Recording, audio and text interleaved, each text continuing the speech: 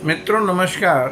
आपका गीता सत्संग चैनल पर स्वागत है। जो मित्र नए हों वो कृपया चैनल को सब्सक्राइब कर दें, शेयर कमेंट भी करें ताकि भगवत वाणी अधिक से अधिक लोगों तक पहुंचाई जा सके। आज का विषय है वे कौन हैं जिन्हें अविनाशी परमपद की प्राप्ति होती है। तो श्लोक 5 कहता है, निर्माण मोहा जित संग दोषा अध्यात्म नित्या विनिवृत्त कामा द्वंद्वै विमुक्ता सुख दुख संगै गच्छन्त मूढ़ा पदमाभ्ययम् तत्। अर्थात जिनका मान और मोह नष्ट हो गया है, जिन्होंने आसक्ति रूप दोष को जीत लिया है, जिनकी परमात्मा के स्वरूप में नित्य स्थिति है और जिनकी कामनाएं पूर्ण रूप से नष्ट हो गई हैं, वे सुख दुख नामक द्वंद्वों से विमुक्त ज्ञानी जन उस अविनाशी परम पद को प्राप्त होते हैं। तो इसका भाव है कि मेरे अविनाशी परम पद को कौन प्राप्त कर सकता है, इस बात को परमात्मा भगवान श्री कृष्ण स्वयं बतला रहे हैं। वे कहते हैं, कुछ विशेषण बतलाते हैं। पहला विशेषण है निर्माण मोहा, यानी जो मान और मोह दोनों से रहित हो गया। विचार करें, मान क्यों होता है? मान इसलिए होता है क्योंकि शरीर से मैपना है। फर्ज करें किसी ने गाली दी तो गाली इस शरीर को दी, पर मैं शरीर नहीं हूँ। व्यक्ति शरीर नहीं, शरीरी है। यही शरीरी जब निकल जाता है तो शरीर पड़ा रह जाता है, कृमियों का भोजन हो जाता है। जब तक शरीर को हम मैं मानते रहेंगे तब तक मान बना रहेगा। पीछे के श्लोक सदा ही संसार विच्छेद की बात कहते हैं। तो शरीर को साधन मानो, स्वयं को शरीर नहीं। मोहगत हो गया हो जिसका। मोह क्या है? मोह ये कि संसार मेरा है, धन मेरा है, बेटे मेरे हैं, मैं संसार का और संसार मेरा। लेकिन जब मोह नहीं होगा तो आप मुस्कुराते हुए कहेंगे कि मैं परमात्मा का और परमात्मा मेरे। संसार उसी परमात्मा की परा और अपरा शक्तियों का मेल है। संसार के कण कण में रम रहे राम को नमस्कार। हम उसी की शरण हैं, अकर्ता हैं, निमित्त मात्र ही हैं। वाह प्रभु, आप इस संसार के रूप में, फूलों के रूप में, सगे स्वजनों के रूप में तू ही तो मुस्कुरा रहा है। और ऐसा सोच रखते हुए उन्हीं की लीलाओं में मस्त हो जाने वाले को मोह नहीं हो सकता। तो पहली शर्त है मान और मोह न हो। दूसरी शर्त है जित संग दोषा, संग दोष पर विजय प्राप्त कर ली हो जिसने। संग यानी आसक्ति। प्रेम वह है जो भगवान गोविंद से प्रीति करा दे। तो संग परमात्मा का हो, प्रेम हो परमात्मा से, पर संसार से आसक्ति न हो। आसक्ति के ही कारण ममता, स्पृहा, वासना, आशा ये सब दोष आ जाते हैं। जब हम सिर्फ भगवान का ही स्मरण करते हैं तो सांसारिक भोगों की आसक्ति खत्म हो जाती है। जब आसक्ति नष्ट होती है तो उससे उत्पन्न होने वाले दोष स्वतः ही खत्म हो जाते हैं। आसक्ति प्राप्त और अप्राप्त दोनों की होती है, किंतु कामना अप्राप्त की ही होती है। तो तीसरी शर्त है आध्यात्म नित्या। आध्यात्म यानी परमात्मा से जिसकी नित्य स्थिति हो गई हो। सोते उठते बैठते हर क्रिया होने और समाप्त होने तक परमात्म चिंतन बना रहे, वह है आध्यात्म नित्या। सुंदर कांड में माता सीता हनुमान जी से कहती हैं कि वाटिका के मीठे फलों को खाओ, पर सदा मन को रघुपति चरणों से जोड़े रखो। रघुपति चरण हृदय धरी तात मधुर फल खाओ। संसार के सुख भी तो फल ही हैं।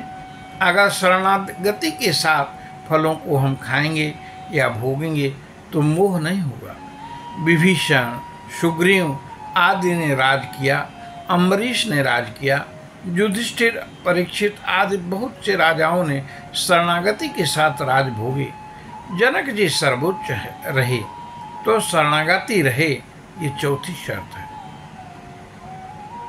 अगला है विनिवृत्त कामा, जो कामनाओं से मुक्त हो गया, संसार की कोई इच्छा ही न हो, कामना, वासना, तृष्णा से सर्वथा मुक्त हो।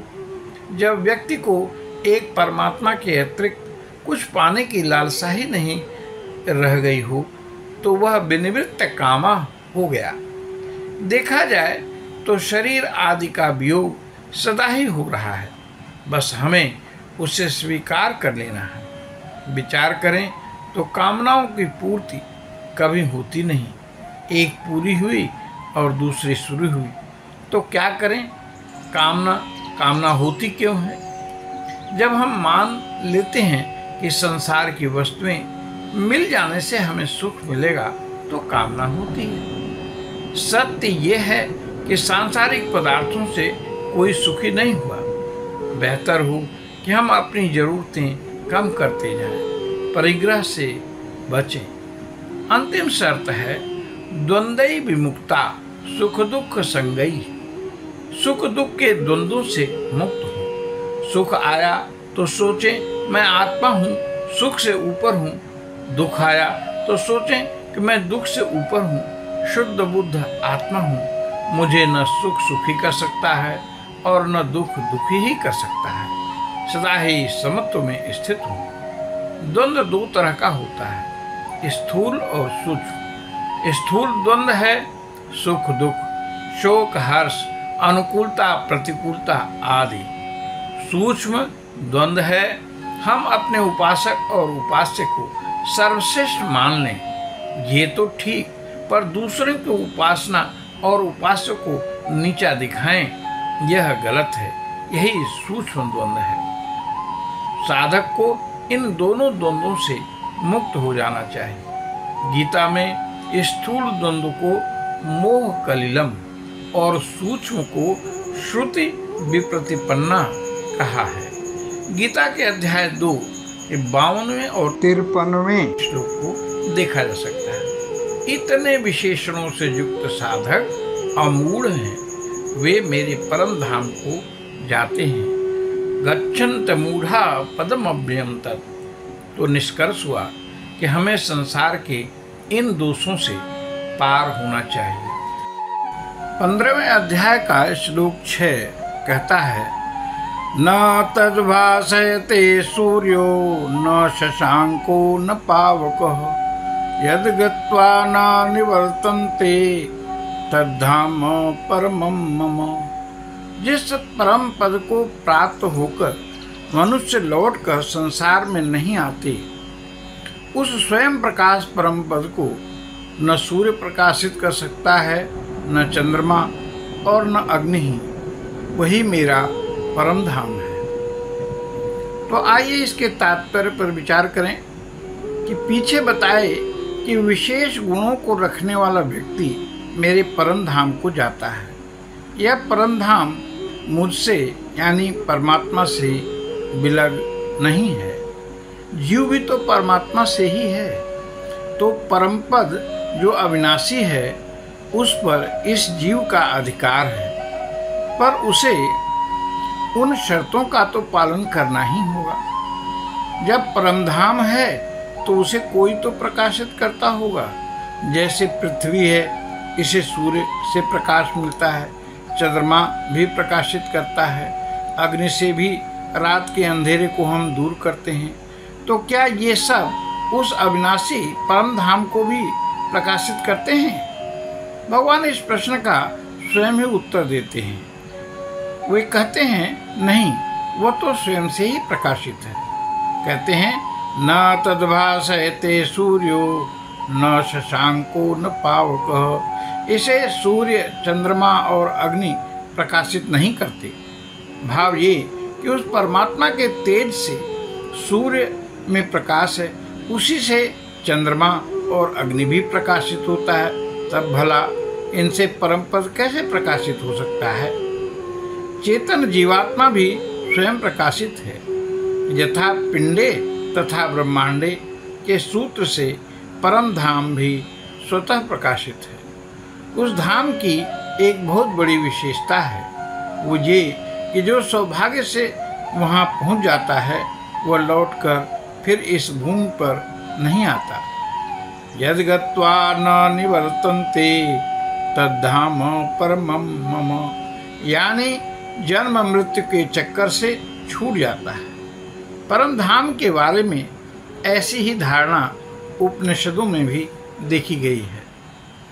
कहते हैं, न यत्र सूर्यो भाति न चंद्र तारकम नेमा विद्युतो भान्ति कुतो अयम अग्नि। कहते हैं, जिसे न सूर्य न चंद्र न तारे न विद्युत ही प्रकाशित करते हैं, फिर ये अग्नि क्या प्रकाशित करेगी? फिर ये कैसे प्रकाशित होता है? तो आगे कहते हैं, तमेव भान्तम अनुभाति सर्वम तस्य भाषा सर्वमिदं विभाति। ये सब उसी परमात्मा के प्रकाश से प्रकाशित हैं। देखिए, कठोपनिषद 2/2/15, मुंडकोपनिषद 2/2/10, श्वेताश्वत उपनिषद 6/14 और मानस 1/117/4 में कहते हैं, जगत प्रकाश प्रकाशक रामू। तो ध्यान रहे, यहाँ परमधाम और परमात्मा दोनों समान ही हैं। परमात्मा का धाम परमात्मा से विलग नहीं है। इसे ऐसे समझें कि सूर्य और सूर्य का प्रकाश अभिन्न है। ब्रह्मलोक, गोलोक, साकेत धाम, देवी द्वीप, शिवलोक आदि एक ही हैं। भाव है, यह अविनाशी परम पद आत्म रूप से सब में समान रूप से व्याप्त है। अतः स्वरूप से हम परम पद में व्याप्त हैं, परंतु माया, मोह, अज्ञान, जड़ता के कारण स्वयं प्राकृतिक रूप से प्राप्त वस्तु का हमें आभास ही नहीं होता। ठीक ऐसे ही जैसे अंधकार के कारण पास की वस्तु का आभास हमें नहीं होता, वैसे आज का विज्ञान देखें तो मंगल ग्रह के सूर्य अलग हैं, अन्य अन्य ग्रहों के सूर्य कई भी हैं। ऐसे ही परमधाम का सूर्य ये सूर्य नहीं, वह तो सेल्फ इल्यूमिनेटेड है। विज्ञान कहता है तारे तो स्व से ही प्रकाशित हैं। निष्कर्ष ये रहा कि न भगवान न उनका धाम ही हमसे अलग है, पर अज्ञानांधकार के कारण भाषित नहीं हो पाता। सामने संसार ही दिखता रहता है। परमधाम तो पीछे छूट गया, पीठ की तरफ धाम हो गया। अगर 180 डिग्री पर घूम जाएं तो ईश्वर की सत्ता ही दिखेगी। तो आइए हम भगवान का नाम लेते हैं और वाणी पर विश्राम देते हैं। हरि ओम तत्सत, हरि ओम तत्सत, हरि ओम तत्सत। आप सभी को बहुत बहुत धन्यवाद।